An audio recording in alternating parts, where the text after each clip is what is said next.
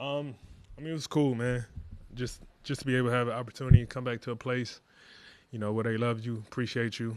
My 3 years here felt like 10. I enjoyed my time here. It was fun just going out there talking, trash to all the guys that, I played with last year, and just to see the fans and, everything. So it was definitely cool. Were you able to catch the video tribute? Yeah, it was cool, man. Stuff like that go a long way, man. I'm always humbled by any type of appreciation, from my time anywhere when, they show love back. So, it meant a lot. Obviously, a heck of a game. 28 lead changes. It was like a back-and-forth game. What allowed you guys to pull away in the fourth quarter besides your 12 points? We just stayed with it. All honesty, we just stayed with it, kept pushing. We didn't get rattled. We knew they was going to hit shots, make runs. We buckled down when we needed to and got stops. Anybody on the Bulls bench in particular catch your attention? Look back a couple times after you scored. All of them, every single one of them. Whoever I played with last year, they all got it. What are you seeing from Zach right now? He's in the best stretch of his career. Kind of tried to act like you at the end of the game. Yeah, man. The way Zach playing, I hope he make All-Star. I hope he's credited for the play he's been having. It's not easy, man. That dude worked extremely hard. I remember those times when he was dealing with his knee, how frustrated he was, just wanted to be out there and play, contribute, even playing through injuries. So to see him healthy and doing what we all know he's capable of doing, it's not surprising to see, but it's definitely gratifying to see because I know how hard he worked at his game. It's the first time for him back in the starting lineup, and the first time he's been on the court in over 3 years. Even Lonzo, man, those years after that first year, I know how frustrated he was just being hurt, having surgery after surgery, rehabbing, things not going right, time getting pushed back, to see him out there, starting, playing, it's been many times in the summer where I just went over to Zoe's house, just chill with him, talk with him, just try to keep his mind on, straight. But you got to give that guy a lot of credit, the patience, the hard work that he put into that to be able to come out here and play this season and be starting, it says a lot about him. Were you surprised at all about how close Lonzo is to kind of his former self at this point after so long? I'm not surprised because I knew how hard he worked, but having so many surgeries and the type of surgery we had, it was so many question marks that possibly could come with it, So to see him out here doing it, it's amazing to see. You mentioned it before, but you didn't play here that long, 3 years. But just the love that you have for the Chicago, the love that they've been showing you, why do you think that is? Why do you speak to that as far as why do you feel a connection to this place?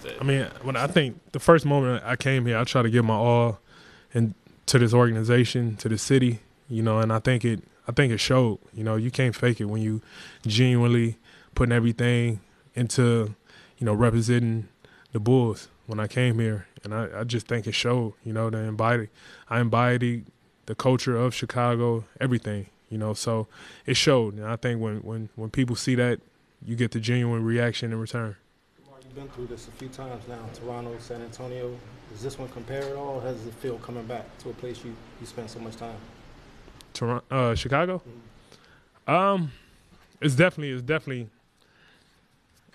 Toronto always be number one, first of all. But I got to put Chicago second, because just mentally, the space I was in, after I got traded, going to San Antonio helped my career so much. But where I was at, with my joy, mentally, I was going through so much stuff personally. So to kind of have a renewed ambition coming to Chicago, and, I just remember the first meeting I had with AK and Mark and them, they just said, come here and just be you. So for that to translate to me being an all-star to, doing all the incredible things I did here, it just show you if you just stay with something, it'll repay you. So it gave me a renewed ambition coming back here.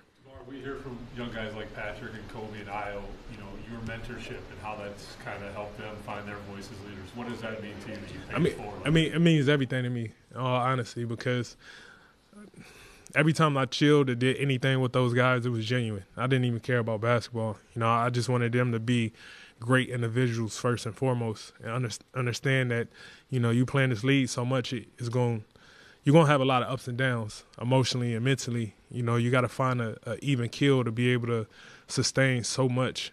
And, you know, those guys became like, you know, I always said it, they was my sons. They still my sons. But, you know, to see them grow, mature, even me talking to them now, you know, it means the world to me because the respect will forever be there. You always talk to us about, you know, trying to beat Father Time and not paying attention to that. But with Vooch, your old teammate, he's 34, having one of the best seasons in his career. What are you noticing out of him that's made him so effective this stage in his career? I mean, Vooch take care of himself extremely well. You know, the things he do off the court, you know, people probably won't get a chance to see, but he does a lot of stuff to stay on top of his game. He was always the first guy in there in the weight room, constantly working on his body, getting his body together. You know, so all the stuff like that is what give you longevity. You know, he's knock on wood, he's not hurt, he never hurt, he's always available, and that's just a testament to his hard work that he put towards the game off the court. You know, and you see it on the court when you have that knowledge and that experience of playing so long. You know, he's having a great year too. When you see Vooch, Zach, Lonzo, yourself all kind of playing at this level that you guys are this season, does it give you any nostalgia or any of that bittersweet kind of like what if question? For sure, without a doubt. You know, without a doubt, it definitely give you that thought because, you know, that's why we came here all together. You know, to play together, to have those type of moments. But you know, it didn't go as we expected to go. But you know, the friendship and the moments that, you know, was created through that time means the world to me. Since Doug's been made coach, you guys have talked about him simplifying the offense. You guys only had 7 turnovers tonight.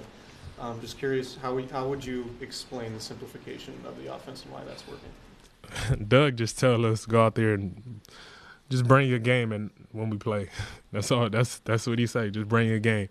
I can't teach y'all how to play. Y'all know how to play, you know. And him putting that trust within us, and having a selfless group like we have, just the outcome that you get.